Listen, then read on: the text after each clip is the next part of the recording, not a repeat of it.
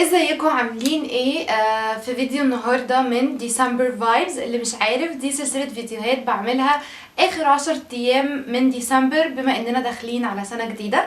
لو ما شفتوش الفيديوهات اللي فاتت هتلاقوها هتظهر في اخر الفيديو او هتلاقوا اللينك تحت في الديسكريبشن بوكس. طيب النهارده هتكلم عن ايه؟ طول الوقت بنسال انا ليه ما بحققش اهدافي او ايه هي اصلا اهدافي. طب هو احنا عارفين اصلا ايه الاسرار اللي ممكن تخلينا نحقق اي هدف احنا عاوزينه؟ اكتشفت بالريسيرش وبالتجربه على نفسي ان في 5 اهداف، ان في 5 اسرار لو عملناهم هنقدر نحقق اي هدف. فيلا نعرف ايه هي ال5 اسرار دي. Please keep watching. We wish you a Merry Christmas. We wish you a Merry Christmas. We wish you a Merry Christmas and a Happy New Year. طيب ايه اول واهم سر؟ اول سر بيقولك ايه بقى؟ ما تقولش هدفك لحد، ما تقولش اصلا اهدافك. ودي غلطه عملتها السنه اللي فاتت، لاني في الفيديو قلت لكم معظم الاهداف اللي انا عايزه احققها، بس الحقيقه مش عشان الحسد ولا علشان الناس هتبصلك في اهدافك، لا خالص. طلع ان الموضوع ليه بعد علمي شويه، وهو ان حضرتك لما بتقعدي تقولي اهدافك كتير بقى وتتكلمي عنها بحماس وبتاع، العقل بيترجم سعاده واحساس بالرضا كانك بالظبط عملتي الهدف ده، فبيبدا يعمل ايه؟ يكسل. وهتكتشفي ده لما تفكري كده كام مره. انا مثلا بقعد اسهر مع ماما، بيبقى عندي اهداف واحكي بالتفصيل وحماس فظيع، اللي يشوف كده يقول هكسر الدنيا. بقعد شهر نايمه بجد والله العظيم مش بهزر، فعلا بقعد شهر ما بعملش حاجه وعندي كسل فظيع. طيب اثبتوا الكلام ده ازاي؟ ان هم عملوا بحث، جابوا تقريبا 60 شخص او رقم يعني، وقسموهم 2. جزء كتب اهدافه اللي هو عاوز يعملها بالتفصيل، وجزء فضل ان هو ما يتكلمش عن الاهداف دي. وادوا لكل واحد 45 دقيقه ان هو يبدا يشتغل على هدفه. ادوا لهم 45 دقيقه من الشغل. ال 45 دقيقه راحوا يسالوا الجروب اللي كان كاتب، ما كملش ال 45 دقيقة، اشتغل 30 دقيقة وقال لهم احنا حاسين ان احنا قربنا من هدفنا. الجزء التاني او الجروب التاني اللي هو اصلا ما كتبش عن اهدافه، بعد ال 45 دقيقة من شغل متواصل كانوا بيقولوا لا احنا حاسين ان لسه هدفنا بعيد قوي ومحتاج شغل اكتر واكتر. هي دي الفكرة، ان انت ما تقوليش اهدافك، لان لما بتقوليها هتحسي بالرضا كأنك عملتيها، فشغلك اللي هو المجهود اللي هتعمليه هيكون اقل بكتير. فجربوا السنة دي انكم ما تتكلموش عن اهدافكم خالص، وده اللي انا هعمله السنة دي، ان انا مش هتكلم عن اهدافي خالص. ممكن اكتبها واحددها كده وخلاص وبس، لكن مش هتكلم عنها، فبالتالي هنشتغل اكتر. دي كان اول سر علشان تحققي اهدافك، وفي نظري هو اهم سر، لاني انبهرت لما عرفت الموضوع ده. فتعالوا نجربه السنة دي ان شاء الله. يا جماعه ان شاء الله، عشان ميسا بتزعل قوي لما بقولش ان شاء الله. ان شاء الله هستخدمه السنه دي، يعني ان شاء الله كلنا نستخدمه السنه دي ان شاء الله يعني. طيب تاني هدف، ايه هو تاني هدف؟ تاني هدف هو نبطل نخاف من الفشل. نبطل نخاف من الفشل، دي يمكن اكتر سبب بيعوقنا ان احنا نعمل حاجات كتير قوي.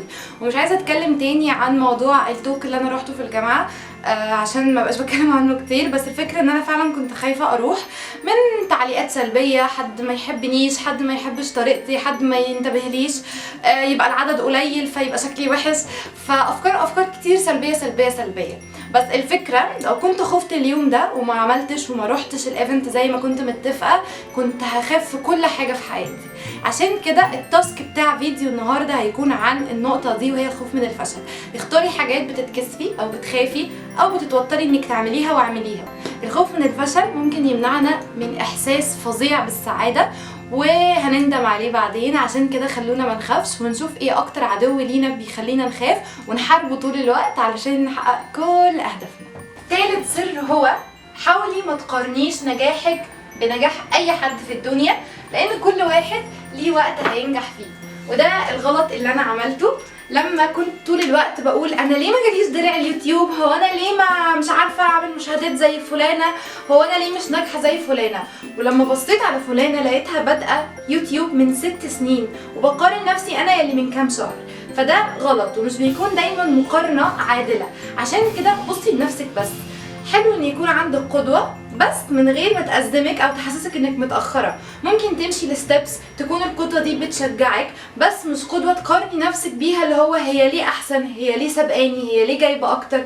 لان كل واحد ليه ميعاد هينجح فيه. في ناس كتير قوي ناجحه، طبعا مش حافظه اسمائهم، كنت قريتهم في كتاب بس انا ضايعه في الاسماء. في اللي الفت كتاب وهي عندها 50 سنه، كتاب مشهور جدا وبقت من اغنى الناس. في اللي نجح ان هو يتسلق مش فاكره قمه جبل ايه وهو عنده 40 سنه. فكل واحد هيحقق حلمه في السن اللي مكتوب له، لكن ما تقصريش. السر هو ان لازم اصلا تكون اللايف ستايل بتاعتك مؤهله ان انت تحققي اي هدف. يعني ما ينفعش تكوني بتنامي وبتطبقي ونومك مش مظبوط ومكتئبه ومش عارفه تاخدي قرارات ومش عارفه تاخدي حاجات كتير وعاداتك كلها سيئه، عمرك ما هتعرفي ان انت تحققي اهداف.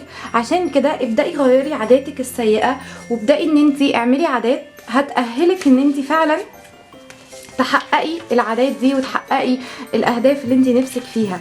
علشان كده ظبطي اللايف ستايل بتاعتك واهليها ان هي تستقبل اهداف جديده، مش سهله مش صعبه، محتاجه منك شغل وتعب. لو عاوزه تعرفي ازاي تغيري عاداتك هتلاقوا في فيديو تحت في الديسكريبشن بوكس بتكلم فيه عن طريقه حلوه جدا تغيري فيها عاداتك السيئه.